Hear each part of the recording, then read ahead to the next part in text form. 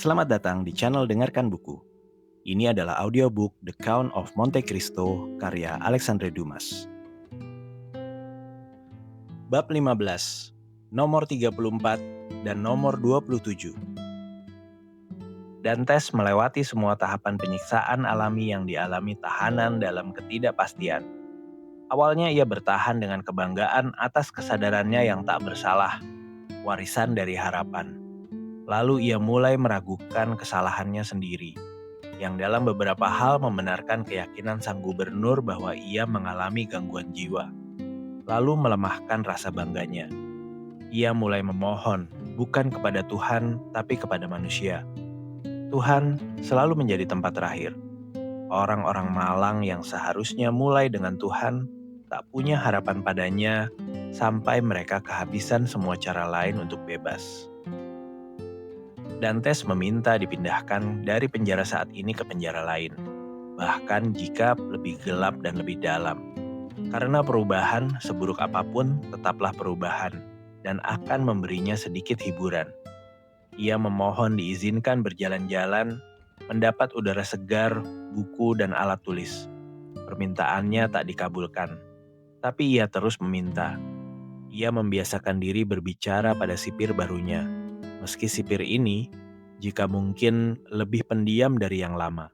Tapi tetap bicara pada manusia, meski bisu, tetaplah sesuatu. Dantes bicara demi mendengar suaranya sendiri. Ia pernah mencoba bicara saat sendirian, tapi suaranya sendiri membuatnya takut.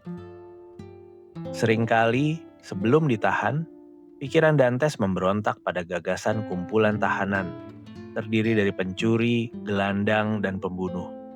Kini ia ingin berada di antara mereka, hanya untuk melihat wajah lain selain wajah sipirnya. Ia merindukan Galei, dengan seragamnya yang hina, rantai, dan cap di bahunya. Para tahanan Galei menghirup udara segar langit dan saling melihat. Mereka sangat bahagia. Suatu hari ia memohon pada sipir, biarkan ia punya teman, bahkan jika itu si abe gila. Sang sipir meski kasar dan telah kebal melihat begitu banyak penderitaan, tetap manusia. Di lubuk hatinya, ia sering merasa kasihan pada pemuda malang ini yang begitu menderita.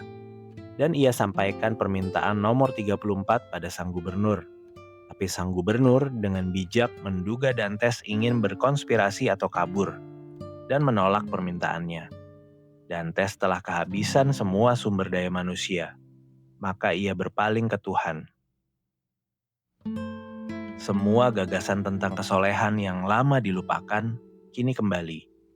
Ia teringat doa-doa yang diajarkan ibunya, dan menemukan makna baru dalam setiap kata. Karena dalam keberuntungan, doa tampak hanya kumpulan kata, sampai kemalangan datang. Dan penderita yang malang akhirnya memahami bahasa luhur di mana ia memohon belas kasihan surga. Ia berdoa, dan berdoa keras, tak lagi takut pada suaranya sendiri, karena ia jatuh dalam semacam ekstasi. Ia letakkan setiap tindakan hidupnya di hadapan Yang Maha Kuasa, menetapkan tugas yang harus dipenuhi, dan di akhir setiap doa, ia selipkan permohonan yang lebih sering diucapkan pada manusia daripada pada Tuhan. Ampunilah kesalahan kami, seperti kami mengampuni yang bersalah pada kami. Namun, meski doanya tulus, Dantes tetap seorang tahanan. Lalu, kegelapan menutupinya dengan berat. Dantes pria yang berpikiran sederhana. Tanpa pendidikan, maka ia tak bisa dalam kesendirian penjaranya menjelajahi sejarah zaman lewat imajinasi, menghidupkan bangsa-bangsa yang telah musnah, dan membangun kembali kota-kota kuno yang begitu luas dan megah dalam cahaya imajinasi yang berlalu di depan mata, berkilau warna surgawi seperti lukisan Babilonia Martin. Ia tak bisa melakukan ini. Hidupnya yang lalu begitu singkat, masa kini begitu suram, masa depan begitu tak pasti. 19 tahun cahaya untuk direnungkan dalam kegelapan abadi. Tak ada pengalihan yang datang menolong. Semangatnya yang energetik, yang akan bangkit jika ia meninjau masa lalu, terpenjara seperti elang dalam sangkar. Ia berpegang pada satu gagasan, kebahagiaannya yang hancur tanpa sebab jelas oleh nasib yang tak terduga. Ia mempertimbangkan dan mempertimbangkan lagi gagasan ini. Melahapnya bisa dikatakan seperti Ugolino yang tak kenal ampun melahap tengkorak Uskup Roger dalam Inferno-nya Dante. Kemarahan menggantikan semangat religiusnya. Dantes melontarkan hujatan yang membuat sipirnya mundur karena ngeri. Membenturkan dirinya dengan ganas ke dinding penjaranya. Melampiaskan amarahnya pada segalanya, terutama pada dirinya sendiri, hingga hal terkecil, sebutir pasir, jerami, atau embusan udara yang mengganggunya memicu ledakan amarah. Lalu surat yang ditunjukkan Villefort padanya kembali ke benaknya, dan setiap baris menyala di dinding.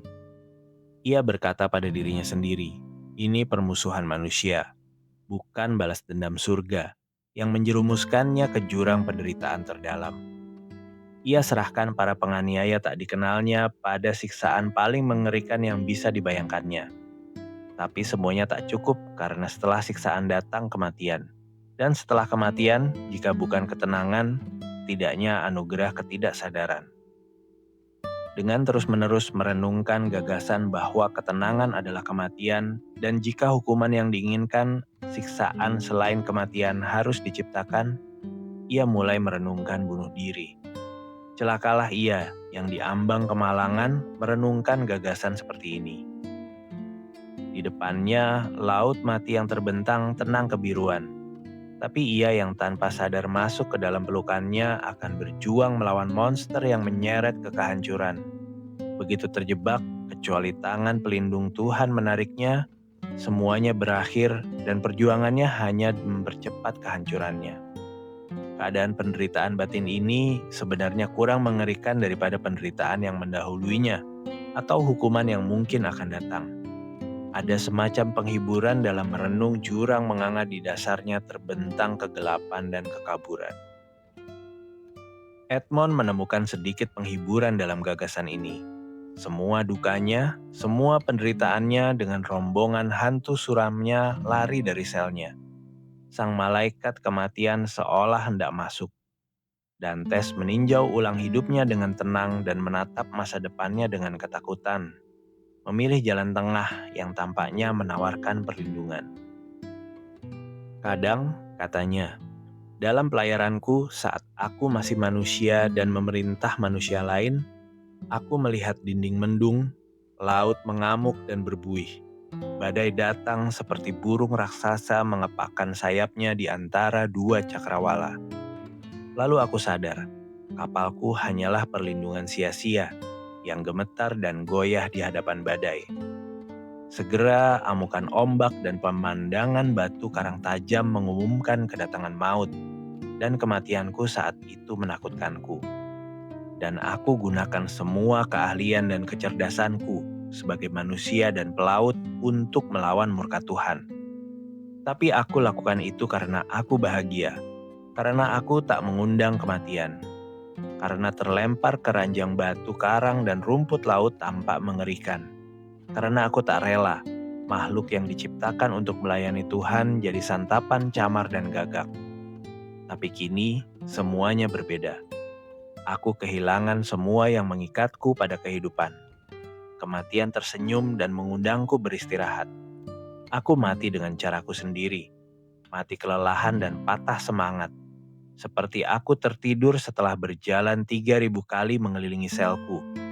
Itu 30.000 langkah atau sekitar 10 lig. Begitu gagasan itu menguasainya, ia jadi lebih tenang.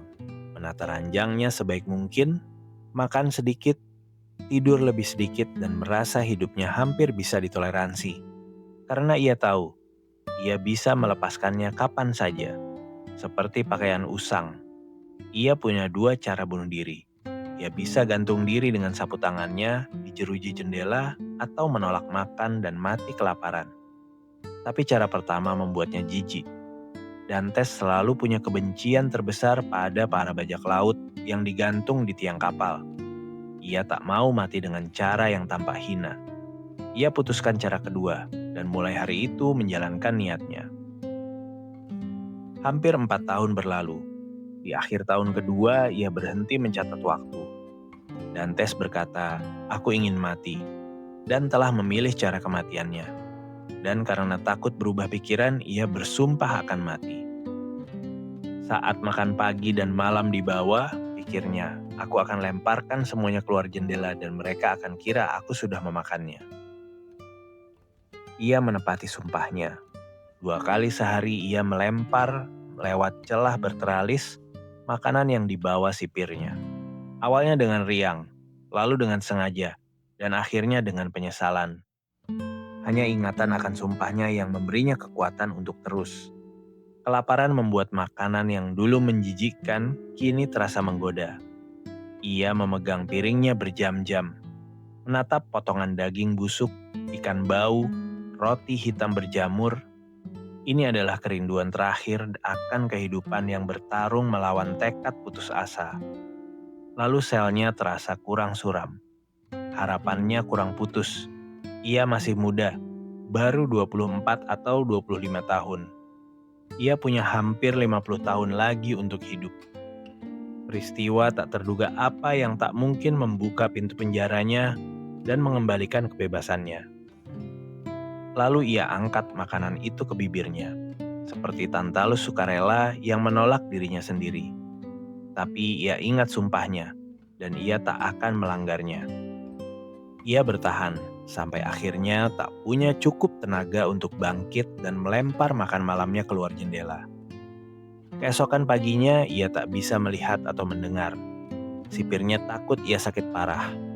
Edmond berharap ia sedang sekarat. Begitu hari berlalu, Edmond merasakan semacam pingsan merayapinya, yang membawa perasaan hampir nyaman. Rasa sakit yang menggerogoti perutnya hilang. Rasa hausnya lega. Saat ia menutup mata, ia melihat jutaan cahaya menari seperti api fata morgana yang bermain di rawa-rawa. Ini adalah senja dari negeri misterius bernama kematian. Tiba-tiba sekitar pukul 9 malam, Edmond mendengar suara berongga di dinding tempat ia bersandar. Begitu banyak binatang menjijikkan tinggal di penjara, sehingga suara mereka biasanya tak membangunkannya. Tapi entah karena puasa telah mempertajam inderanya atau suaranya memang lebih keras dari yang biasa, Edmond mengangkat kepalanya dan mendengarkan. Itu suara goresan terus-menerus, seolah dibuat cakar besar, gigi kuat, atau alat besi yang menyentuh batu. Meski lemah, otak pemuda ini langsung merespons gagasan yang menghantui semua tahanan. Kebebasan. Tampaknya baginya surga akhirnya berbelas kasihan dan mengirimkan suara ini untuk memperingatkannya. Tepat di ambang jurang. Mungkin salah satu orang terkasih yang sering ia pikirkan sedang memikirkannya dan berusaha memperpendek jarak yang memisahkan mereka. Tidak, pasti ia salah. Ini hanya mimpi yang mendahului kematian. Edmond masih mendengar suara itu. Suara itu berlangsung hampir 3 jam, lalu ia mendengar suara benda jatuh dan semuanya diam. Beberapa jam kemudian, suara itu mulai lagi, lebih dekat dan lebih jelas. Edmond sangat tertarik. Tiba-tiba sipir masuk. Sudah seminggu sejak ia putuskan mati dan selama 4 hari menjalankan niatnya, Edmond tak bicara pada sipir. Tak menjawab saat ditanya apa yang terjadi, dan memalingkan wajah saat sipir terlalu ingin tahu menatapnya. Tapi kini, sipir bisa mendengar suara itu dan menghentikannya, dan menghancurkan secercah harapan yang menenangkan saat-saat terakhirnya. Sipir membawakan sarapannya. Dantes bangkit, mulai bicara tentang segalanya. Tentang makanan buruk, tentang dinginnya selnya, menggerutu dan mengeluh, agar punya alasan bicara lebih keras. Dan membuat kesabaran sipirnya habis, yang dengan baik hati membawakan kaldu dan roti putih untuk tahanannya. Untungnya ia kira Dantes mengigau dan meletakkan makanan di meja reot lalu pergi. Edmond mendengarkan dan suara itu makin jelas. Tak ada keraguan lagi, pikirnya. Ini tahanan lain yang berusaha dapat kebebasan. Oh, seandainya aku di sana untuk membantunya. Tiba-tiba gagasan lain menguasai pikirannya. Pikiran yang terbiasa malapetaka hingga hampir tak mampu berharap. Gagasan bahwa suara itu dibuat pekerja yang diperintahkan gubernur memperbaiki sel sebelah. Mudah memastikannya, tapi bagaimana ia bisa mengambil risiko bertanya? Mudah memanggil perhatian sipir pada suara itu dan mengamati ekspresinya saat mendengar. Tapi mungkin dengan ini ia menghancurkan harapan yang jauh lebih penting daripada kepuasan singkat rasa ingin tahunya. Sayangnya otak Edmond masih terlalu lemah. Ia tak bisa fokus pada satu hal. Ia hanya lihat satu cara mengembalikan kejernihan pikirannya. Ia menoleh ke sup yang dibawa sipir, bangkit, terhuyung, mengangkat wadahnya, lalu meneguk isinya dengan perasaan nikmat yang tak terlukiskan. Ia punya tekad berhenti sampai di situ. Ia sering dengar, orang yang selamat dari kapal yang karam mati karena terlalu rakus makan. Edmond letakkan roti yang hampir dimakannya, lalu kembali ke ranjangnya. Ia tak ingin mati. Tak lama ia merasa pikirannya kembali terkumpul. Ia bisa berpikir dan memperkuat pikirannya dengan akal sehat. Lalu ia berkata pada dirinya, "Aku harus uji ini, tapi tanpa membahayakan siapapun. Jika ini pekerja, cukup ketuk dinding, ia akan berhenti. Untuk cari tahu siapa yang mengetuk dan kenapa. Tapi karena pekerjaannya disetujui gubernur, ia akan segera lanjutkan.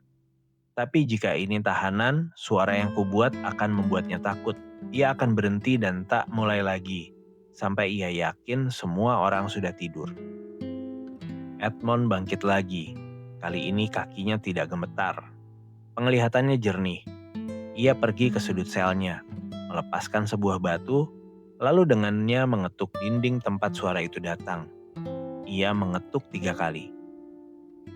Saat ketukan pertama, suara itu berhenti, seolah ajaib. Edmond mendengarkan. 1 jam berlalu, 2 jam berlalu. Tak ada suara di dinding. Semuanya sunyi di sana. Penuh harap, Edmond menelan beberapa suap roti dan air, dan berkat kekuatan tubuhnya merasa hampir pulih. Hari berlalu dengan keheningan total. Malam tiba tanpa suara itu kembali. "Ini tahanan," kata Edmond gembira. Otaknya membara, hidup dan energinya kembali. Malam berlalu dalam keheningan sempurna. Edmond tak memejamkan mata. Pagi tiba, sipir masuk. Dantes bilang jambannya jatuh saat ia minum. Dan sipir pergi sambil menggerutu tanpa repot mengambil serpihannya. Ia kembali cepat menyarankan tahanan lebih hati-hati, lalu pergi. Edmond mendengar gembok berderak gembira. Ia dengarkan sampai suara langkah menghilang, lalu buru-buru menyingkirkan ranjangnya. Melihat dalam cahaya redup yang masuk ke selnya bahwa ia bekerja sia-sia malam sebelumnya. Menyerang batu, bukan plester yang mengelilinginya. Kelembapan membuat plester itu rapuh, dan Dantes bisa mengelupasnya dalam serpihan kecil. Benar, tapi setelah setengah jam ia berhasil mengelupas segenggam. Seorang matematikawan bisa hitung dalam 2 tahun, misalnya batu tak ditemukan, terowongan sepanjang 20 kaki dan selebar 2 kaki bisa dibuat. Sang tahanan menyalahkan dirinya karena tak memakai jam-jam yang dihabiskan dalam harapan, doa, dan keputusasaan untuk ini. Selama 6 tahun ia di penjara, apa yang tak bisa ia capai? Gagasan ini memberinya energi baru, dan dalam 3 hari ia berhasil dengan hati-hati mengelupas plester dan memperlihatkan batu dinding. Dinding itu dibangun dari batu kasar. Di antaranya, untuk memberi kekuatan struktur, batu pahat disisipkan di beberapa tempat. Salah satu batu inilah yang terbuka, dan harus ia lepaskan dari tempatnya. Dantes berusaha melakukannya dengan kukunya, tapi kukunya terlalu lemah. Serpihan jamban patah dan setelah 1 jam kerja sia-sia, Dantes berhenti. Keringat dingin mengalir di dahinya. Apakah ia akan berhenti di awal dan menunggu pasif sampai rekan kerjanya selesai? Tiba-tiba sebuah gagasan muncul. Ia tersenyum dan keringat di dahinya mengering. Sipir selalu membawa sup dan tes dalam panci besi. Panci ini berisi sup untuk 2 tahanan. Karena Dantes perhatikan, kadang penuh, kadang setengah, tergantung sipir memberikannya padanya atau rekannya dulu. Gagang panci itu terbuat dari besi. Dantes rela berikan 10 tahun hidupnya demi itu. Sipir biasa menuangkan isi panci ke piring Dantes dan Dantes setelah makan sup dengan sendok kayu, mencuci piringnya yang dipakai setiap hari. Kini, saat malam tiba, Dantes meletakkan piringnya di lantai dekat pintu. Sipir saat masuk menginjaknya dan memecahkannya. Kali ini ia tak bisa salahkan Dantes. Dantes salah letakkan, tapi sipir juga salah tak melihat. Jadi sipir hanya menggerutu. Lalu ia cari sesuatu untuk menuang sup. Tapi perlengkapan makan Dantes hanya 1 piring. Tak ada pilihan lain. "Tinggalkan pancinya," kata Dantes. "Kau bisa ambil saat bawa sarapanku." Saran ini cocok bagi sipir karena menghemat perjalanan. Ia tinggalkan pancinya. Dantes gembira luar biasa. Ia cepat-cepat habiskan makanannya, lalu tunggu 1 jam. Jangan-jangan sipir berubah pikiran dan kembali. Lalu ia menyingkirkan ranjangnya, mengambil gagang panci, memasukkan ujungnya di antara batu pahat dan batu kasar dinding, lalu menggunakannya sebagai tuas. Getaran kecil menunjukkan pada Dantes semuanya berjalan baik. Setelah 1 jam, batu itu terlepas dari dinding, meninggalkan lubang selebar 1,5 kaki. Dantes dengan hati-hati mengumpulkan plesternya, dibawa ke sudut selnya lalu ditutupinya dengan tanah. Lalu, karena ingin memanfaatkan waktu sebaik-baiknya, ia terus bekerja tanpa henti. Saat fajar tiba, ia pasang kembali batunya, mendorong ranjangnya ke dinding lalu berbaring. Sarapan hanya sepotong roti. Sipir masuk meletakkan roti di meja.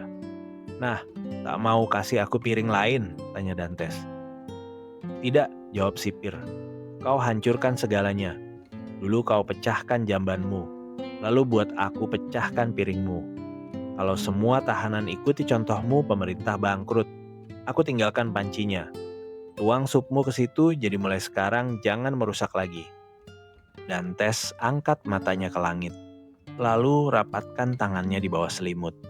Ia merasa lebih bersyukur atas kepemilikan potongan besi ini daripada atas apapun sebelumnya. Tapi ia perhatikan, tahanan di sebelah sudah berhenti bekerja. Tak masalah, ini alasan lebih besar untuk terus. Jika tetangganya tak mau datang padanya, ia akan pergi ke tetangganya. Sepanjang hari ia bekerja tanpa lelah. Dan saat malam tiba, ia berhasil mengelupas 10 genggam plester dan serpihan batu. Saat jam kunjungan sipir tiba, Dantes luruskan gagang panci sebaik mungkin, lalu meletakkannya di tempat biasa. Sipir tuang jatah supnya bersama ikan karena 3 kali seminggu tahanan tak dapat daging. Ini bisa jadi cara menghitung waktu jika Dantes belum lama berhenti melakukannya. Setelah menuangkan sup, sipir pergi. Dantes ingin pastikan apakah tetangganya benar-benar berhenti bekerja. Ia dengarkan, semuanya sunyi, seperti 3 hari terakhir. Dantes menghela nafas. Jelas, tetangganya tak percaya padanya. Namun, ia terus bekerja sepanjang malam, tanpa patah semangat. Tapi setelah 2 atau 3 jam, ia menemukan hambatan. Besi tak berbekas, tapi bertemu permukaan halus. Dantes sentuh dan tahu itu balok kayu. Balok itu melintang atau lebih tepatnya menyumbat lubang yang dibuat Dantes. Jadi harus menggali ke atas atau ke bawahnya. Pemuda malang itu tidak pernah memikirkan hal ini. "Oh Tuhan, Tuhan," gumamnya. "Aku sudah berdoa sungguh-sungguh padamu. Kuharap doaku dikabulkan setelah kau rampas kebebasanku, setelah kau rampas kematianku, setelah kau panggil aku kembali ke kehidupan. Tuhan, kasihanilah aku. Jangan biarkan aku mati dalam keputusasaan." Siapa yang bicara soal Tuhan dan keputusasaan sekaligus? terdengar suara, seolah datang dari bawah tanah, diredam jarak, bergema hampa dan seperti suara dari kubur di telinga sang pemuda. Rambut Edmond berdiri. Ia bangkit berlutut. "Ah," serunya. "Aku mendengar suara manusia." Edmond tak mendengar suara manusia selain sipirnya selama 4 atau 5 tahun. Dan sipir bukan manusia bagi seorang tahanan. Ia hanya pintu hidup, penghalang daging dan darah yang memperkuat belenggu kayu dan besi. "Demi nama Tuhan," seru Dantes. "Bicaralah lagi, meski suaramu membuatku takut. Siapa kau?" "Siapa kau?" balas suara itu. "Seorang tahanan malang," jawab Dantes tanpa ragu sedikit pun. "Dari negara mana?" "Prancis." "Namamu?" "Edmond Dantes." "Pekerjaanmu?" "Pelaut." "Berapa lama kau di sini?" "Sejak 28 Februari 1815. "Kejahatanmu?" "Aku tak bersalah." "Tapi kau dituduh apa?" "Berkonspirasi membantu kepulangan kaisar." "Apa? Untuk kepulangan kaisar? Jadi kaisar tak lagi di tahta?" "Ia turun tahta di Fontainebleau tahun 1814, lalu dikirim ke Pulau Elba. Tapi berapa lama kau di sini sampai tak tahu semua ini?" "Sejak 1811. Dantes gemetar. Pria ini sudah 4 tahun lebih lama di penjara daripadanya. "Jangan gali lagi," kata suara itu. "Cukup beritahu, seberapa tinggi lubang galianmu?" "Setingkat lantai." "Bagaimana disembunyikan?" "Di balik ranjangku." "Apakah ranjangmu pernah dipindah sejak kau ditahan?" "Tidak." "Kamarmu membuka kemana?" "Ke koridor." "Dan koridornya?" "Ke halaman." "Sayang sekali," gumam suara itu. "Oh, ada apa?" seru Dantes. "Aku membuat kesalahan karena salah hitung rencanaku. Aku ambil sudut yang salah, dan muncul 15 kaki dari tempat yang kumaksud. Aku kira dinding yang kau gali adalah dinding luar benteng. Kalau begitu, kau akan dekat laut. Itu yang kuharapkan.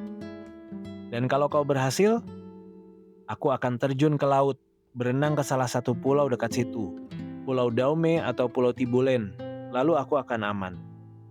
Bisakah kau berenang sejauh itu? Tuhan akan beri aku kekuatan, tapi kini semuanya hilang." "Semuanya?"